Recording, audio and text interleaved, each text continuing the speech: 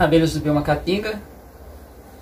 Vários de vocês que têm comentado, pedido para explicação por conta dessa caixa aqui,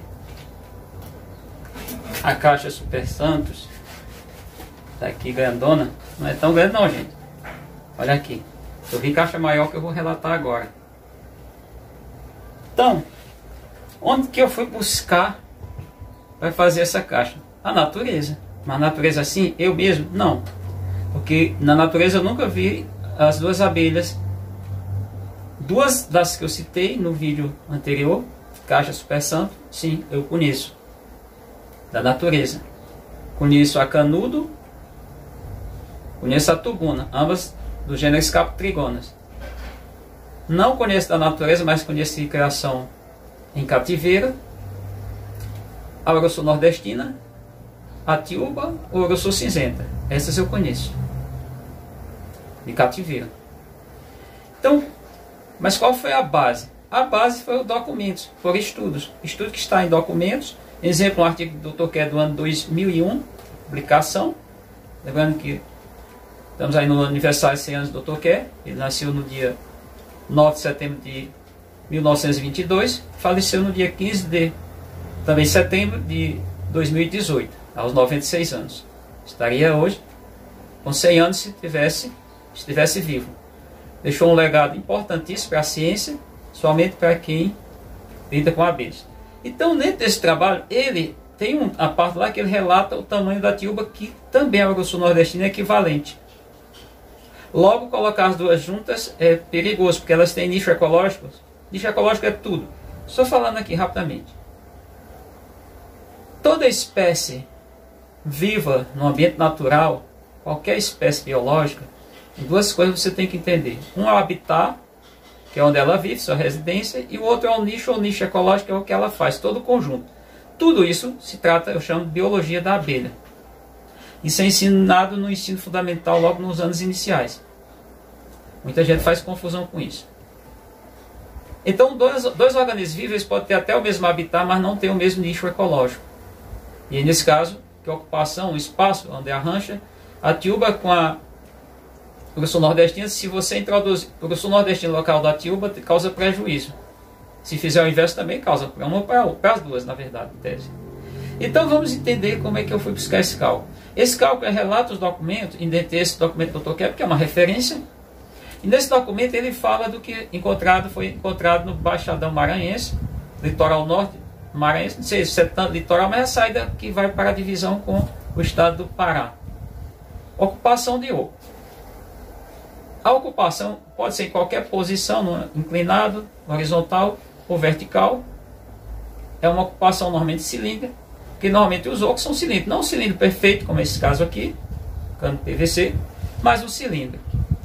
Esses cilindros têm tamanho diferente. Qual foi o tamanho que eles mensuraram? Foi entre, vamos imaginar, objetos são cilindros. Foi entre 12 centímetros de diâmetro, onde se dá um raio, 6 centímetros, entendendo? Então, esse foi um dos diâmetros. E um comprimento variando entre 60, onde elas ocupavam, até 80. O outro foi de, vamos imaginar que fosse esse maior, foi de 18 centímetros, pode até ocupar mais do que isso, até 80 também centímetros. Pode ser que, por exemplo, vamos pegar a comparação, esse aqui tenha os 18 centímetros, mas só tem os 60 de comprimento, o oco, entendendo como oco. Pode ser que esse aqui, ele também tenha os 18, mas só tenha 60. Esse pode também ter 80, esse pode ter 80. Então essas variações, elas vão, depende da natureza, depende do que aconteceu na árvore. Como é que faz esse cálculo? Esse cálculo é feito com um cálculo simples, é o raio. E a gente lembra que é uma constante, em tese do jeito que é falado, 3,14, mas na verdade ele é um número irracional. Isso depois da vírgula tem centena, mais de uma centena de algarismo, de dígitos. Então é muito grande. Mas aproxima, depende muito da questão, se você tiver uma questão, mas como é que é a medida? É π, o raio, mas o que é o raio? Para a gente pegar, entender aqui. Aqui nós tudo temos o diâmetro, é daqui do vamos pensar da circunferência até metade, do ponto central até aqui dá o raio. Esse raio ao quadrado, isso na verdade ele vai encontrar um produto. A gente tem aqui os elementos matemáticos para poder calcular isso. Então, e aqui a gente vai pegar a variável π, o raio e mais a altura. Imaginar que essa altura aqui, hora dá 60, mas hora também pode dar 80. E o que é o cálculo disso? Se a gente fizer o cálculo disso, a gente tem que ter um cuidado só, que você tem aí para fazer esse cálculo. Como é que a gente faz o cálculo? O cálculo é o π, que é 3,14, só que você normalmente é bom calcular logo já dando esse valor, essa constante. Vezes o raio, que é o quadrado, se for 6, isso é o quê? 6 vezes 6, 36. Vezes, vamos pensar que é a altura, que é h, 60. Com esse valor que você vai ter para um oco que tenha um diâmetro de 12 centímetros, uma altura de 60 centímetros, comprimento. Fica como altura, imagina a altura isso aqui. Você vai ter isso aí multiplicado, isso vai dar 6.782,4 ml, mililitros. Isso dá abaixo de 7 litros. Vamos arredondar para 7. Se você tiver, no entanto, agora imagina esse raio, vamos pegar esse cano aqui maior, na verdade esse cano aqui, isso aqui não é um cano, pincel. Esse aqui tem 18, então o raio é 9. 9 vezes 9, 81. Lembrando que ele é uma potência, tem que calcular logo elevar, fazer sempre a potência. Então você tem o que? Você tem 3,14 vezes 81 vezes 80, que é a altura, que é o comprimento do oco. Vamos imaginar nessa exposição extrema. Isso vai dar 20.347,2 mililitros. Então isso é um tamanho extremo que eles encontraram. Foi as variações. Então os valores podem estar nesses intervalos de 7 até, vamos pegar, por exemplo, 20 litros. Vamos arredondar para 20. Pode estar para essas abelhas. Bom, eu vou pegar aqui uma caixa, que aí você gasta muita madeira, é caixa chamada cabocla. E o cara disse que é uma cabocla padrão. Não sei se não tem padrão, porque a caixa cabocla é bem conhecida lá na região norte do país.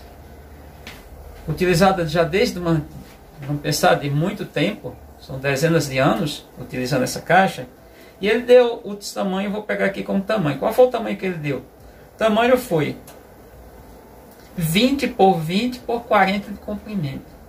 Esse total vai dar 16 mililitros, 16 mil ml, 16 litros. Vou pegar a caixa, feita também para Ouro Sul, do seu Chagas, ela tem 70 15 por 15 interno. Isso vai dar 16.875 ml. Então, somado a isso, isso aí vai dar em torno de uma 17 ou 16. A caixa que eu fiz é uma caixa mais perto que essa caixa que vocês viram, é menor do que essas caixas que eu falei, menor do que esses objetos, porque só tem 60 de comprimento externo, só tem 18 de largura por 22 de altura. O que acontece? Ela vai ter o valor de 14.112 ml. Então está atendendo bem dentro daquele intervalo. Logo, facilita a tua vida. E aí onde é que eu vou chegar? Você tem objeto cilíndrico é muito difícil de trabalhar. O pessoal está fazendo objeto assim. Tem muito. Está errado. Mas dá trabalho. Uma caixa assim, desse jeito, é muito prático para você trabalhar. Você que está criando, você que é criador. Quando você pega uma caixa cheia de camadas, por exemplo, vou pegar a caixa de camada Portugal Araújo, a sugerida para algumas sugeridas, algumas sugestões. Sugestão não, documento. Eu peguei uma que tem o seguinte: qual o tamanho dessa caixa? Ela tem 20 por 20, o ninho 7, isso dá 2.800, um módulo, o ninho, o sobreninho todo e melgueira, etc., todas 20 por 20 por 5, isso dá 2.000 ml, 2.000 litros. Então, se você tiver ninho, sobreninho e melgueira, você só vai ter 7.000 ou 6.800. É praticamente a caixa Santos. 3 módulos. Se você pegasse ainda 6 módulos, você ainda não teria, você teria 12.300. Você tem que pegar 7 módulos, ninho mais 6 módulos, para poder ter a caixa que eu idealizei. Imagina a altura que não fica essa caixa. Vamos para outra caixa que foi idealizada também, tem um documento, 25 por 25 por 5. Isso dá 3.125 ml. Se você tiver 3 modos ninho, sobre ninho e melgueira, você só vai ter 9.200. Não vai ter 9.200, vai ter 9.000, mais ou menos 9.200 ml. Fica abaixo. Você tendo 4, ainda botando 2 melgueiras, você ainda não vai atingir a caixa que eu fiz. Imagina, fica bem autona. Então, isso é a facilidade. Outra coisa que tem que entender. Se a caixa for muito pequena, a gente tem que lembrar por que eu estou chamando a atenção nisso. É importante você que está aí, está observando o tamanho das crias da abelha. As crias, elas não vão ter na natureza. A padronização não é uma... Vamos imaginar que nós não estamos falando de uma coisa que se repete igualzinho. Não consegue fazer isso no caso dos ninhos das abelhas. Porque os ovos vão variar da onde foi encontrado as abelhas. Pode até ranchar no espaço menor, mas foi de 12, o diâmetro de 12 até 18. Os comprimentos também de 60 até 80. Pode até ocupar um espaço maior? Pode. Por exemplo, não vem ocupar. Porque há variações no espaço que é criado, que é o espaço, um oco numa árvore. Vamos imaginar esse cano aqui. Pode ser uma árvore que formou esse oco. Aí o que acontece? Se você colocar uma caixa muito pequena e os modos cheio de moda, a abelha vai limitar, ela vai ter dificuldade de fazer as crias. A intenção foi a melhor do Portugal Araújo, foi, mas ela tende a fazer isso. Ela tende a restringir muitas abelhas, outras não. Se for abelhas que não formam disco, nem tanto. Então as abelhas citadas para a caixa, elas têm um disco que vai variar em torno de 12 até 18 de diâmetro. Se for 12, o raio é de 6. Se for 18, o raio é de 9. Falando em centímetros. A questão também de produção foi outra coisa que eu também fui atrás. Qual é a produção das abelhas, todas as abelhas citadas? Não tem uma produção estimada, absoluta, e não é, muda muito. Eu tenho abelha aqui, dessas aqui que vocês estão vendo, que eu abro a abelha, eu tiro 1 litro de mel. Não vou tirar agora porque é o alimento das abelhas, até que elas não faz mel para o ser humano, nem para outro tipo de organismo, faz para elas. Isso aqui é uma reserva. E são poucos animais que produzem seu próprio alimento. Até onde a gente sabe, só abelhas e vespas. Eu desconheço que outro produza. Mas se tiver aí, vocês me falem. O fato é que tem caixa que eu chego aqui e vou tirar 1 litro de mel. Tem outra que eu já vou tirar 200 ml, outro meio, outro 800 ml. Vai depender muito. Tem essa variação. Na natureza também não é diferente. Eu fui pesquisar o que era encontrado com os mateiros chamados meleiros. Eles tiraram na natureza, tanto tiúba quanto urso nordestina, eles encontraram entre 2 e 5 litros de mel. Tá bom? Eles abriram o ovo, tiraram a abelha, isso é relato. Mas também encontrei documentos. Tem documentos que falam sobre isso. Aí é uma questão de você ter uma busca.